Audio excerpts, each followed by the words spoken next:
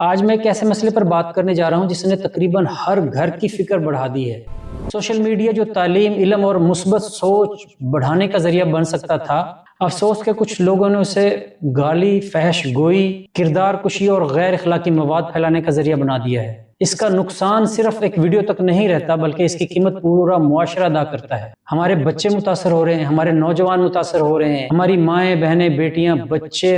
روزانہ ایسے مواد کا سامنا کر رہے ہیں جو کسی مہذب معاشرے کی عکاسی نہیں کرتا۔ کچھ لوگ اس کا حل بتاتے ہیں کہ بچوں کو موبائل ہی نہ دیں، لیکن آج کے دور میں ایسا ممکن نہیں رہا۔ یونیورسٹی کی تعلیم، آن لائن کلاسز، اسائنمنٹس، تحقیق اور روزمرہ کے بے شمار ایسے کام ہیں جو موبائل کے بغیر ممکن ہی نہیں رہے۔ والدین کی مجبوری ہے، لیکن کچھ لوگ اس مجبوری کا فائدہ اٹھا کر پورے معاشرے کے اندر آلودگی پھیلا رہے ہیں۔ سب سے حیران کن بات یہ ہے کہ بہت سارے ایسے لوگ ہیں جو اپنی ویڈیو خود بنا کر اپلوڈ کر رہے ہیں۔ ان کے چہرے بھی سامنے ہوتے ہیں، ان کے اکاؤنٹس بھی موجود ہوتے ہیں اور متعلقہ اداروں کے پاس وہ صلاحیت بھی ہوتی ہے کہ وہ ان تک پہنچ سکتے ہیں۔ اسی لیے میری موجودہ حکومت اور قانون نافذ کرنے والے اداروں سے مؤدبانہ گزارش ہے، جو لوگ جان بوجھ کر ایسا غیر اخلاقی، غلیظ اور نفرت انگیز مواد پھیلا کر معاشرے کو آلودہ کر رہے ہیں، ان کی شناخت کر کے فوری طور پر قانون کے مطابق کارروائی کی جائے، اور جو لوگ بھی قانون توڑ رہے ہیں ان کو قانون کے مطابق سزا دینی چاہیے، اور ایسے مقدمات کی شفاف کارروائی عوام کے سامنے بھی لائی جائے تاکہ سب لوگوں تک یہ پیغام پہنچے کہ سوشل میڈیا قانون سے بالاتر نہیں ہے۔